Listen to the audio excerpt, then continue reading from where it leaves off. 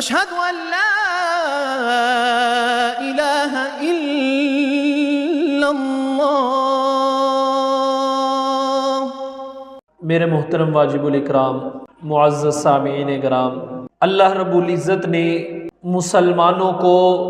خاص طور پر امت محمدیہ صلی اللہ علیہ وسلم کو بہت بڑی بڑی نعمتوں سے نوازا ہے، اور خاص اللہ نے مسلمانوں پر امت محمدیہ پر خاص فضل، کرم، اپنی رحمت اور بہت ہی نرمی والا معاملہ فرمایا ہے۔ ویسے تو آدم علیہ السلام سے لے کر حضرت محمد مصطفیٰ صلی اللہ علیہ وسلم تک جتنے بھی نبی، رسول، انبیاء آئے ہیں، تمام انبیاء علیہ السلام کے ماننے والے وہ اللہ کے ہاں مقبول ہیں، ان کو مسلمان یعنی تسلیم کرنے والا کہا جاتا ہے۔ اسی طرح امت محمدیہ صلی اللہ علیہ وسلم کے اندر وہ لوگ جو اللہ اور اللہ کے رسول کو مانتے ہیں اور اللہ کے رسول کی مانتے ہیں، ان کو مسلمان، اہل مسلم کہا جاتا ہے۔ تو اللہ کا امت محمدیہ کے جو مسلم لوگ ہیں، مرد، عورت، بوڑھے، بچے، ان کے اوپر خاص رحمت اور فضل ہے کہ اللہ رب العزت نے پورے سال کے اندر ان کو ایسے ایک مہینے سے نوازا ہے جس کی مثال، جس کی نظیر، جس کی مثل کسی مہینے کو اللہ رب العزت نے نہیں بنایا، جس کی مثل کوئی مہینہ ہو ہی نہیں سکتا۔ تو پھر اللہ رب العزت نے وہ جب مسلمانوں کو عطا کیا، اپنے پیارے محبوب کو عطا کیا، تو اللہ رب العزت کے پیارے محبوب نے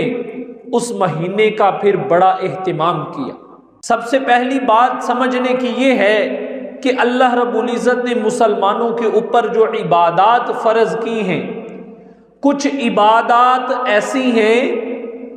کہ جن کا تعلق بدن کے ساتھ ہے، کچھ عبادات ایسی ہیں کہ جن کا تعلق مال کے ساتھ ہے، یعنی جیسے کہتے ہیں کچھ بدنی عبادات ہیں، کچھ مالی عبادات ہیں، اور کچھ عبادات ایسی ہیں کہ جن کا تعلق مال اور بدن دونوں کے ساتھ ہے، یعنی وہ مالی عبادات بھی ہیں اور بدنی عبادات بھی ہیں، جیسے نماز ہے، روزہ ہے۔ ان دو عبادات کا تعلق انسان کے بدن کے ساتھ ہے، ان کو محدثان اکرام نے بدنی عبادات کہا ہے۔ اور پھر اسی طرح حج ہے، تو وہ ایسی عبادت ہے کہ اس کے اندر انسان کا بدن بھی شامل ہے اور اس کے اندر انسان کا مال بھی شامل ہے۔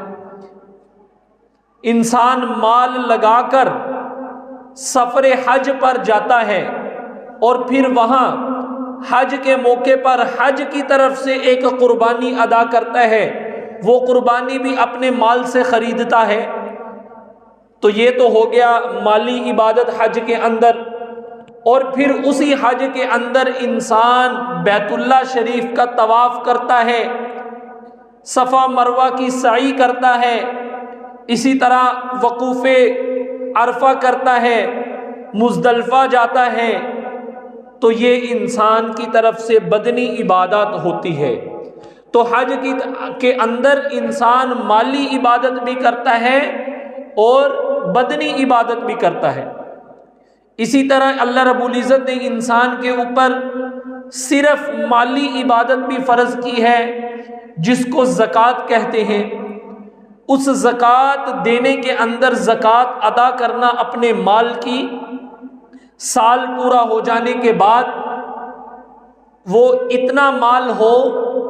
کہ جو 52.5 تولہ چاندی کے برابر یا اس چاندی کی قیمت کے برابر ہو جائے، یا 7.5 تولہ سونا یا 7.5 تولہ سونے کی قیمت کے برابر ہو جائے، تو پھر شریعت اسلامیہ یہ کہتی ہے کہ اب اس انسان پر اب 7 شرط یہ بھی لگا دی کہ اتنے مال کے اوپر پورا سال گزرنا بھی ضروری ہے، مال بھی اتنا موجود ہے جو نصاب کو پہنچ رہا ہے،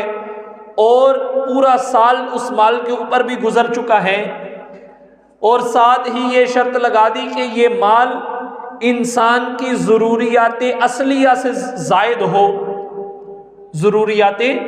اصلیہ سے زائد ہو، یعنی ضروریات اصلیہ میں اس کے رہن سہن کے لیے گھر آ جاتا ہے، اس کے سفر کے لیے سواری آ جاتی ہے، اسی طرح کھانے پینے کے برتن بھی اس کے اندر شامل ہو جاتے ہیں۔ غرض یہ کہ انسان کے استعمال کی جتنی چیزیں ہیں وہ چاہے جتنی ہی مہنگی کیوں نہیں ہیں ان کو نکال دینا ہے۔ ان چیزوں کے علاوہ اگر انسان کا مال نصاب کو پہنچ جائے اور اس مال پر پورا سال جس کو حولان حول کہتے ہیں وہ بھی گزر جائے، تو پھر شریعت اسلامیہ کیا کہتی ہے کہ اس انسان پر، اس مسلمان پر اب اپنے اس مال کی زکوٰۃ دینا واجب ہو گئی ہے۔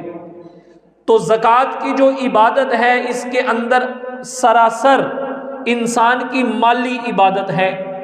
تو میرے محترم واجب الاکرام، میں عرض یہ کر رہا تھا کہ کچھ عبادات کا تعلق بدن کے ساتھ ہے،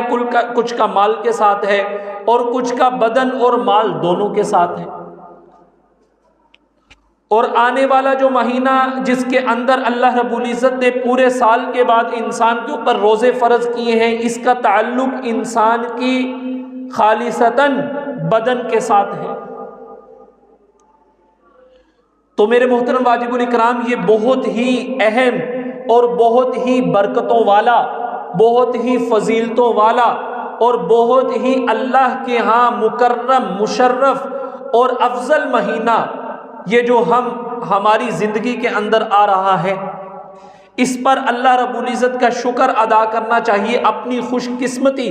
خوش بختی سمجھنی چاہیے۔ کیوں کہ ہمارے اور آپ کے آقا کریم حضرت محمد مصطفیٰ احمد مجتبی سرور دو عالم، وجہ کائنات، سردار انبیاء، سردار ملائکہ، محبوب خدا صلی اللہ علیہ وسلم نے اس کے آنے سے پہلے بہت اہتمام کیا۔ اس مہینے کے آنے سے 2 مہینے پہلے، اس مہینے سے پہلا مہینہ ابھی جو چل رہا ہے شعبان، اس سے پہلا مہینہ رجب کے مہینے کے اندر ہی پیارے آقا علیہ الصلوۃ والسلام نے اس مبارک مہینے کا استقبال شروع کر دیا، دعائیں مانگنا شروع کر دی۔ حدیث کی کتابوں کے اندر دعائیں موجود ہیں، ایک دعا جو ساری حدیث کی کتابوں کے اندر موجود ہے، جتنی بھی صحاح ستہ کی کتابیں ہیں ساری کتابوں کے اندر یہ دعا موجود ہے۔ کتاب الصوم کے اندر پیارے آقا علیہ الصلوۃ والسلام نے اپنے رب سے بارگاہ الہی میں عرض کیا، اے اللہ، اللہم بارک لنا، اے میرے رب برکت دے کس چیز میں؟ رجب میں، و شعبان میں، وبلغنا رمضان۔ کیوں برکت مانگی جا رہی ہے رجب میں بھی، شعبان میں بھی؟ تاکہ اے میرے رب میں رمضان تک پہنچ جاؤں۔ اب اس مہینے کی اتنی فضیلت کہ پیارے آقا علیہ الصلوۃ والسلام 2 مہینے پہلے ہی اس کے آنے کی دعائیں مانگ رہے ہیں اور اپنی زندگی کو رمضان تک لمبا ہونے کی برکت مانگ رہے ہیں۔ اس سے ہمیں اندازہ ہو جاتا ہے کہ یہ رمضان المبارک کا مہینہ کتنا اہم اور کتنا برکتوں والا مہینہ۔ بالکل اسی طرح کہ جس طرح انسان آج دنیا کے اندر کوئی شادی ہمارے گھروں میں ہوتی ہے، کوئی خوشی کا فنکشن ہوتا ہے، یا کوئی اور بڑا فنکشن ہوتا ہے، یا کوئی اہم دن آنے والے ہوتے ہیں، جیسے عید، اللہ رب العزت نے مسلمانوں کو عید عطا فرمائی ہے، تو جب عید آنے والی ہوتی ہے تو ہم اس عید کی تیاری میں لگ جاتے ہیں، اس عید کے لیے اہتمام کرتے ہیں، کپڑے سلاتے ہیں، نئے جوتے خریدتے ہیں، اور اسی طرح اور مختلف طریقوں سے عید کی تیاری میں لگ جاتے ہیں۔ اسی طرح پیارے آقا علیہ الصلوۃ والسلام نے بڑے اہتمام کے ساتھ اور بڑی فکر مندی کے ساتھ اپنے پیارے صحابہ اکرام رضوان اللہ تعالی علیہم اجمعین کو رمضان المبارک کی تیاری کرنے کا حکم بھی عطا فرمایا، اور ساتھ ہی ساتھ اپنے پیارے صحابہ کو رمضان کی تیاری کر کے بھی دکھائی۔ تو یہ اتنا برکتوں والا مہینہ ہے۔ اب یہ دنیا کا قاعدہ قانون ہے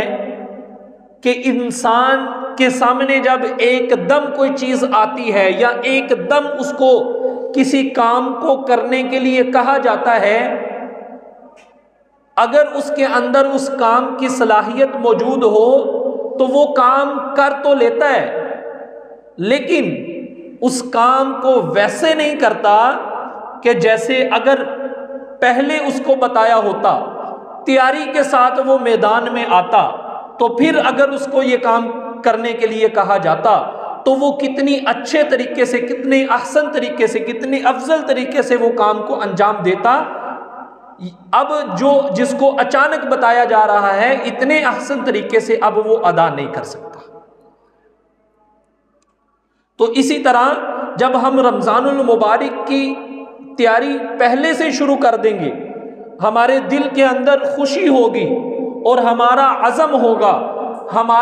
ہماری ہمت ہم اکٹھی کریں گے، اور ایک ارادہ اور ایک پختہ عزم ہوگا کہ ہم اس رمضان المبارک کے سارے روزے رکھیں گے، اور خود بھی رکھیں گے، اور اپنے متاحت جتنے لوگ ہیں سب کو روزوں کا رکھنے کا حکم ادا کریں گے، رکھوائیں گے۔ اور اسی طرح ہمارا ایک ٹارگٹ ہو عبادات کے اعتبار سے کہ ہم روزانہ فرض تو ادا کریں گے ہی کریں گے، سنت واجبات تو ادا کریں گے ہی کریں گے، لیکن ہر نماز کے ساتھ کتنے نوافل ہم پڑھیں گے، ہمارا ایک عزم ہو کہ ہم ہر نماز کے بعد، جن کے بعد وقت ہوتا ہے نوافل پڑھنے کا،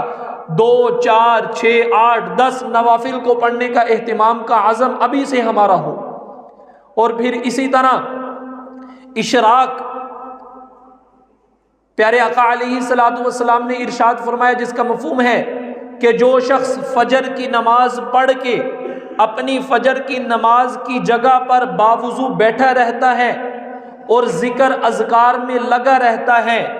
اور سورج کے طلوع ہوتے ہی 2 رکعت نفل نماز اشراق ادا کر لیتا ہے،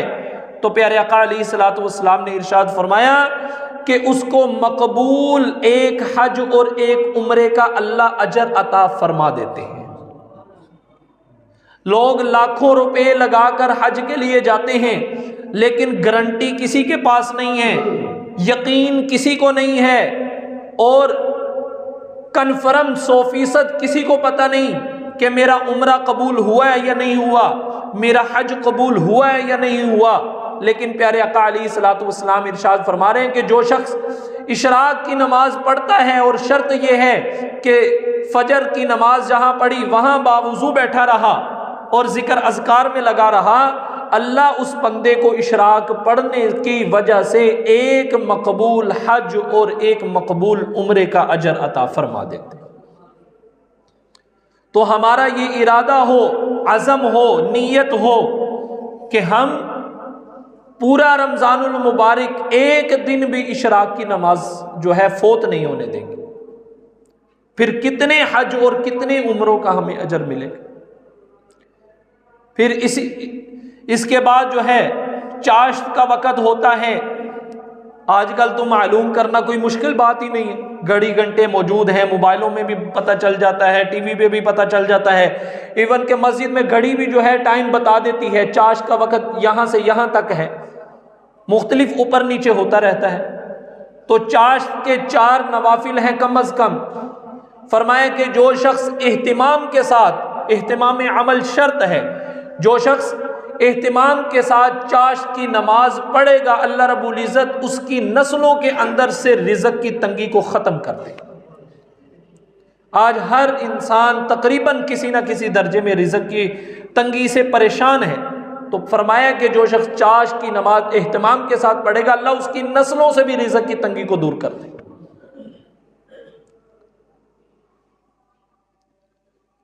پھر اس کے بعد مغرب کی نماز کے بعد اوابین کے نوافل ہیں ان کو ادا کرنا، اور پھر جو ہے سحری کے وقت تہجد کے نوافل ہیں ان کو ادا کرنا۔ ابھی سے ہماری ایک نیت ہو، ایک عزم ہو کہ رمضان میں بھرپور اللہ رب العزت کی عبادت کریں گے اور اس رمضان سے ہم فائدہ اٹھائیں گے۔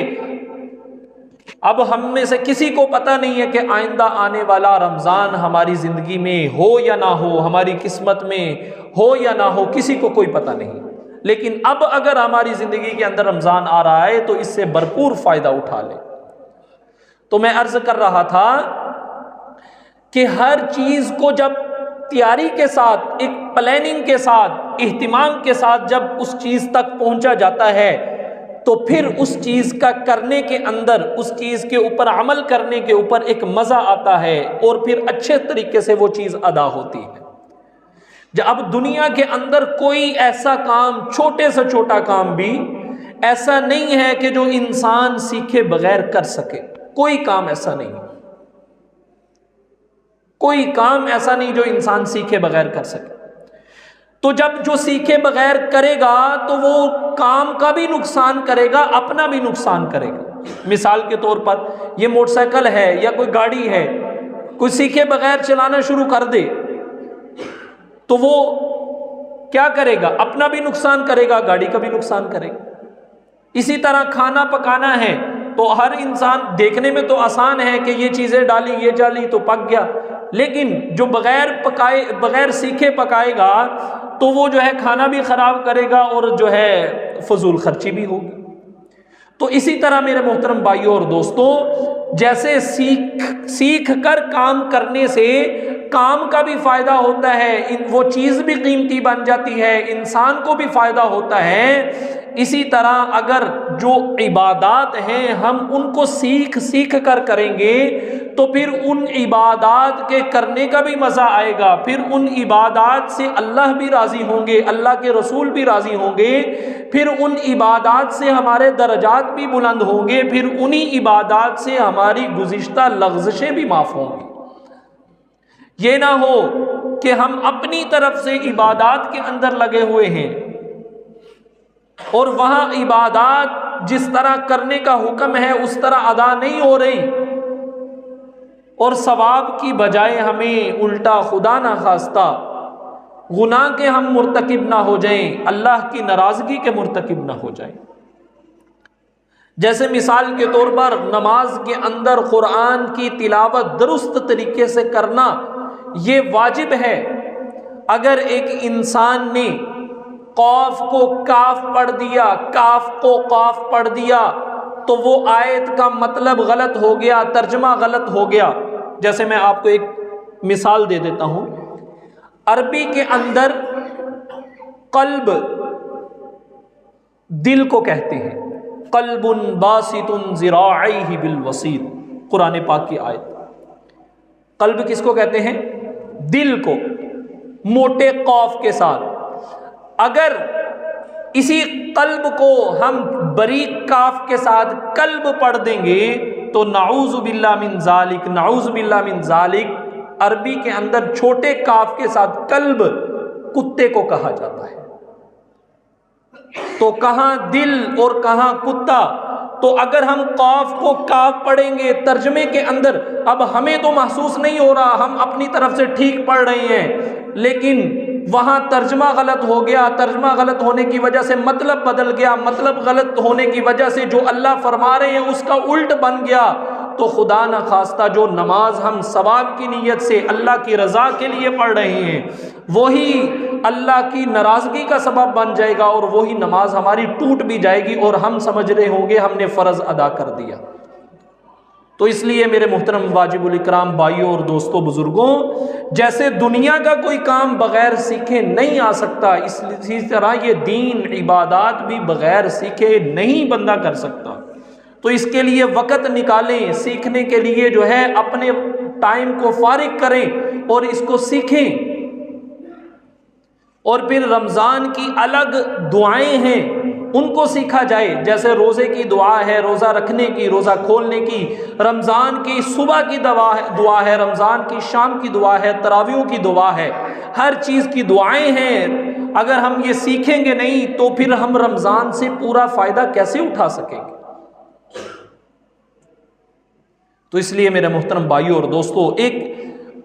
نیت کی فضا ہو، عزم کیا ایک ماحول ہو آپس میں، جیسے ہم ایک عید کے آنے سے عید کی باتیں کرتے ہیں، اپنی شادی کے فنکشن کے آنے سے شادی کی فنکشن کی باتیں کرتے ہیں، اسی طرح رمضان کی باتیں کریں، ایک دوسرے سے پوچھیں کہ تو نے رمضان کی کون سی دعا یاد کر لی، تو نے کون سا مسئلہ یاد کر لیا، کتنا قرآن یاد کر لیا، تیری کیا نیت ہے، کتنے قرآن ختم کرنے کی رمضان المبارک کے اندر نیت ہے۔ ایسی باتیں کریں گے تو پھر ہمارا